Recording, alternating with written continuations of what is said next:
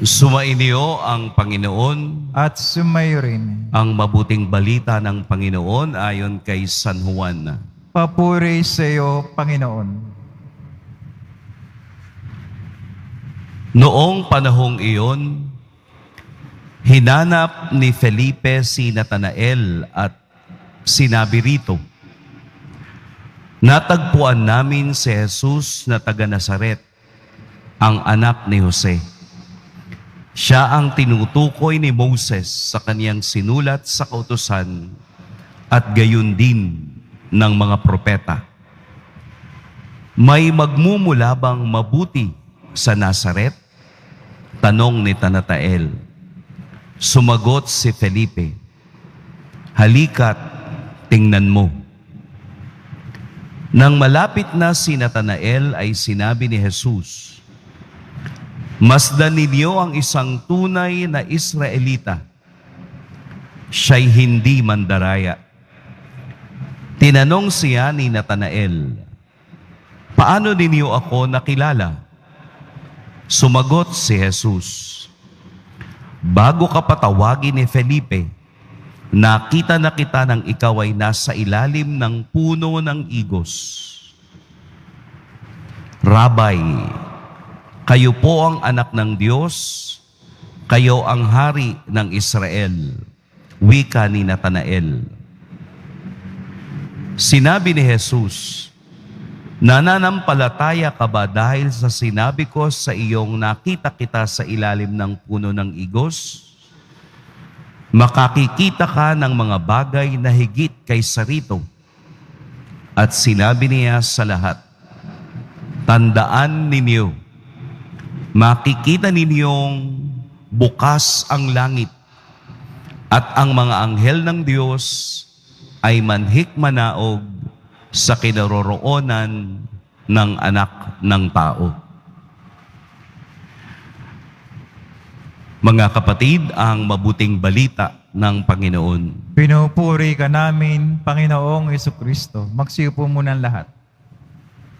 Sa ngalan po ni Father Frank, yung kasama kong pari sa altar, magandang umaga pong muli sa inyong lahat. Happy Fiesta! Ngayon ay pinagdiriwang natin ang kapistahan ni San Bartolome, isa sa mga alagad ni Jesus na sumunod sa kaniya hanggang kamatayan. Sa atin pong ebanghelyo, hindi natin narinig yung pangalang Bartolome or Bartholomew sa English. Ang narinig natin ay pangalang Natanael, na ang ibig sabihin ay God has given. Kaya alam natin po na sa biblical text, kapag mayroong L, ay God. Nakadugtong ito sa Diyos.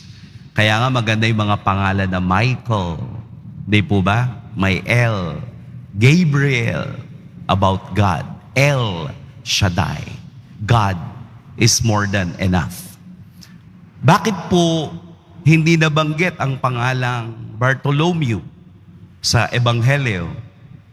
Dahil nung panahon nila sa kanilang kultura ng mga Hudyo, ay idinidikit sa pangalan ng anak na lalaki ang pangalan ng kanilang ama. Kaya ibig sabihin po ng Bartolome ay anak ng isang lalaking eto yung pangalan. Ibig sabihin, para bang sa atin, pag hindi natin matandaan yung pangalan ng isang taong ating hinahanap, nire-refer natin doon sa kaniyang tatay. Di po ba? Halimbawa, pumunta kayo ng isang lugar. Dito po ba nakatira kalimutan ko yung pangalan. Anak po ni Manong, yung driver. Ayun, tsaka lang nila nakikilala. Kaya nakilala natin si Bartolome sa Ebanghelyo dahil 6 na beses binanggit ang kaniyang pangalan.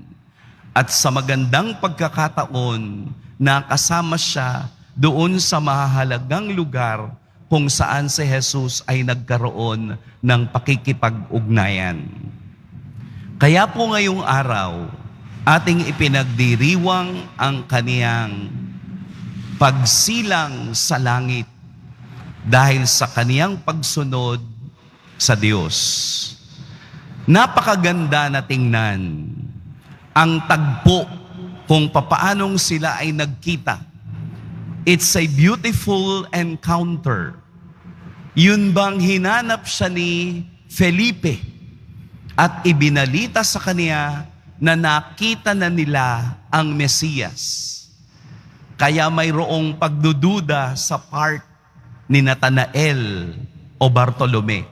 Bakit? Kasi alam niya at siya ay marunong doon sa kasulatan na paano mangyayaring manggagaling sa Nazaret ang Mesiyas. Gayong ang sabi sa kasulatan, siya ay isisilang sa Bethlehem. Pero hindi alam ni Natanael na ang Jesus na kaniyang makikita ay tunay na isinilang sa Bethlehem. Lumaki lamang sa Nazareth o sa Nazaire na ang ibig sabihin ay branch. Ang ibig, ano ba Tagalog sa branch? Ayan, no? Kaya kung makikita natin yung encounter nila, napakagandang dinala ni Felipe si Natanael upang makilala niya at makita ang tagapagligtas. At napakagandang encounter dahil mismong si Jesus, ang poong Jesus na galing sa Nazaret, ang nagsabi na walang pandaraya sa taong ito.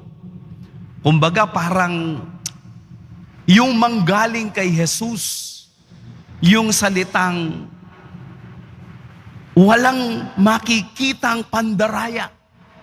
Ibig sabihin, totoo yung taong ito na ang kaniyang pananampalataya sa Diyos ay totoo. Ang kaniyang pamumuhay ay totoo. Kaya nga nang makita ni Natanael si Jesus, kaniyang sinabing, kayo po ang anak ng Diyos, ang hari ng Israel.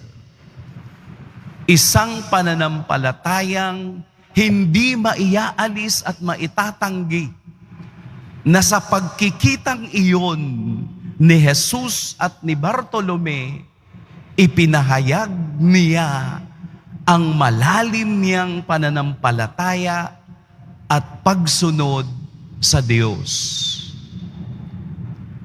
Ano po ang ginagawa niya sa ilalim ng igos? Ito po ay simboliko. Pwedeng physical, nasa ilalim siya ng igos. Pero pwedeng simboliko, na ang ibig sabihin po ng puno ng igos ay bayan ng Israel.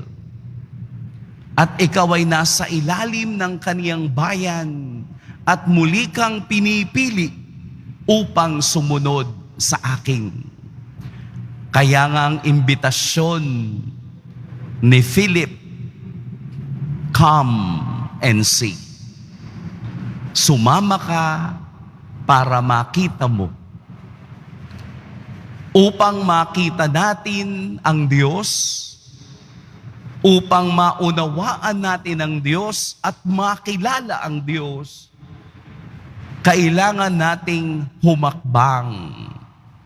Kailangan nating sumunod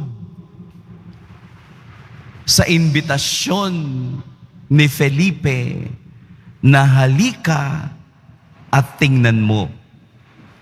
Para pag nakita mo na at naranasan mo na ang presensya ng Diyos, tsaka mo sasabihin sa kaniyang, ikaw po ay anak ng Diyos at hari ng Israel. May pinanggagalingan.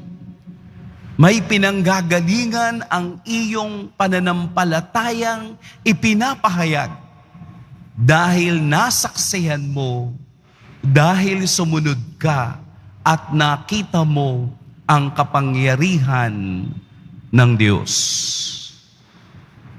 Ito ang napakagandang karanasang dapat natin gayahin sa karanasan ni Bartolome.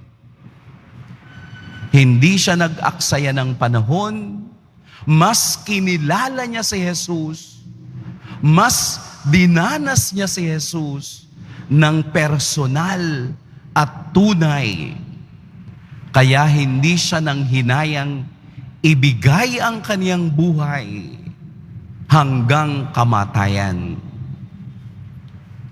Kaya po si San Bartolome ay nagmisyon sa India at sa Armenia, kung saan siya ay namatay ngayong araw.